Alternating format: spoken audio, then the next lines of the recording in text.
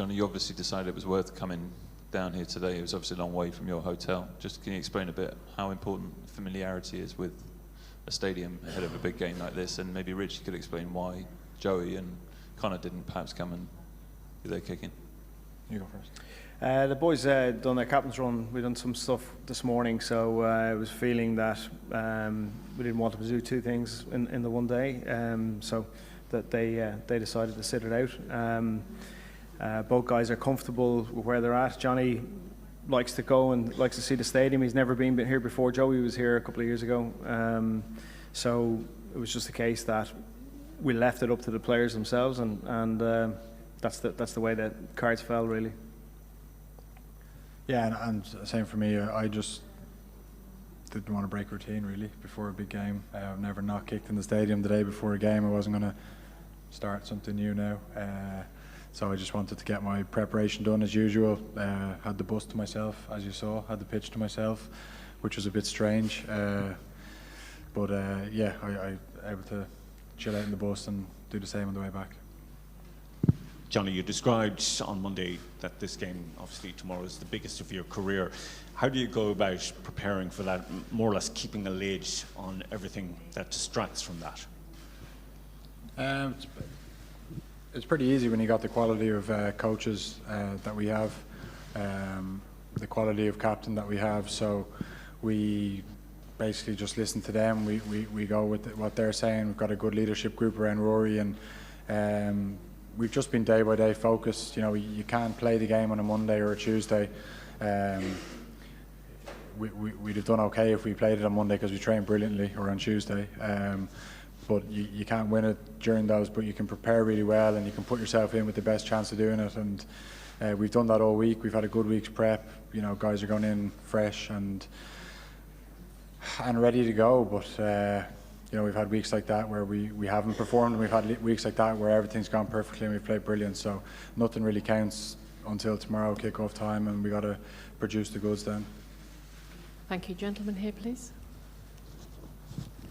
Just in terms of the year as a whole, Johnny, how much has a week like this been the focus of everything? Joe mentioned after the Six Nations maybe having won previous titles, there wasn't as much focus on that actual achievement. In terms of the overall year building towards this, what's it been like? Yeah, it's been a long time in the back of our minds, this quarter final. You know, it was always going to be a case of, if we did get through our pool, that we would play South Africa or New Zealand, with all, you know, due respect to the other sides that were in it. But that was the likelihood, and yeah, we're here now. It's a little bit surreal. It's a little bit sort of, wow, I can't believe it's finally here. And this time 4 years ago, I was a supporter like you guys, and it's not a great place to be. So, you know, really looking forward to getting out there and on the biggest stage and trying to show what we can do against, you know, the best team in the world, a team that hasn't lost a World Cup game in whatever it is, two World Cups. So it's going to be an enormous challenge, but one that we're excited about and that we're really, you know, eager about, and we want to make the people at home really proud. Thank you. We'll go to the back, please, and then to the front. Thank you. Johnny, this New Zealand backline's quite inexperienced. Could that work in your favour? Could you take advantage? Inexperienced? Relatively. Relatively, to the old lads like us. It's not something I saw when I looked at their backline. Even their bench, I think, has a few caps, you know, with Sonny Bill Williams there. And no, look, there is a couple of guys in there that, you know, their wingers only have a couple of caps, a few caps each, and Richie Mo'unga has only just come on the stage, but they've been, all three have been really, really impressive. And they've had some pretty big games under their belt. Like, if you go to that South Africa game, even in the pool, they've performed really well there, and they're the foreign players. They're the guys that were outstanding for the Crusaders all year. They've got that winning mentality, and I'm sure that's why they're picked. Thank you. Johnny, you've achieved so much in the green jersey, in the blue jersey. Irish rugby's come on so much over the last 15, 20 years, and in your time. How does Ireland's record at this tournament sit with you, given everything you've achieved outside of it? Yeah, of course we'd like it to be better. but it has been. It is what it is. You know, there's nothing we can do about the previous results. All we can do now is concentrate on putting in our best performance tomorrow, and that will give us a chance. And you know, if we can walk off that pitch tomorrow having played our best, given everything, we'll be able to look at ourselves no matter what, and that's all we can focus on. Records about the tournament, it's not something that we've already spoken about. We of course we know that we can make history and we can create something a little bit special if we do that, but yeah, I can't really speak about, you know, Ireland's record, because it's been a different group every time. Johnny, I think only 3 points in the tournament have come from penalties for Ireland. It's been very much you're going for it on every penalty. You're either tapping and going, or you're kicking to the corner. You're going for tries. Now that you're knockout, how much does that change? And have you been working on drop goals at all, in case they might come in handy over the course of the next 80 minutes? Yeah, I suppose it'll be a mix and match. I think in a few of those games, well, especially the Scottish game, I can't speak for the Japan game, but in the Scotland game, it wasn't necessarily the plan to not take 3. If we had some penalties, you know, in those between the 15s, we definitely would have gone for them. But the times that we had them, we felt that we had Scotland under the pump a little bit. They'd given away a couple of penalties, and we thought that another infringement would get a yellow card. So we went to the corner, aggressive plays, and they paid off.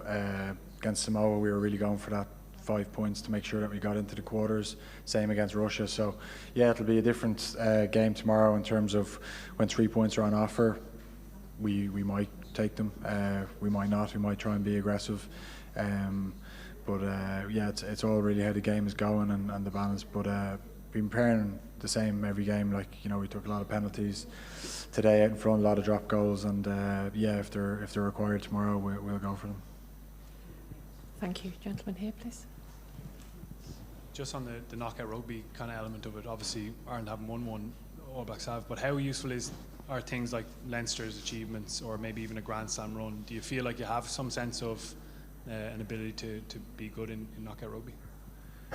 Yeah, I think that's I actually remember Declan Kidney saying that to us in 2011, was, you know, we've been reared in knockout rugby. You know, for me, I came up through the school system, which, you know, cup rugby, knockout rugby, going to play Mary's, you know, playing in the All Ireland League, all those cups that you play with at club level, and then into Heineken Cup. So we're sort of reared and you know, we play a lot of knockout rugby. We probably play a little bit more than New Zealand if they go straight to a semis after a conference. And yeah, so it's something that, you know, it doesn't feel too different to all those other knockout games that I've been involved in, and we just need to use our experiences there to guide us tomorrow. Okay, carry on. Thank you. Johnny, you played on some great teams over the years. Where does this 23 rank? Yeah, right up there. That's where we get our little bit of belief and a little bit of confidence from, is when you look around the circle. And I'm not talking about the experienced guys. For me, I look around and see, you know, guys like Gary Ringrose, Jacob Stockdale, James Ryan, guys that are just top quality people, players. And then you can look around at some of the more experienced guys that have been around the block. So that's what gives us belief and confidence. But yeah, in terms of the team, yeah, right up there. And I think our biggest strength is our collective, and we pretty much do anything for each other. Yeah.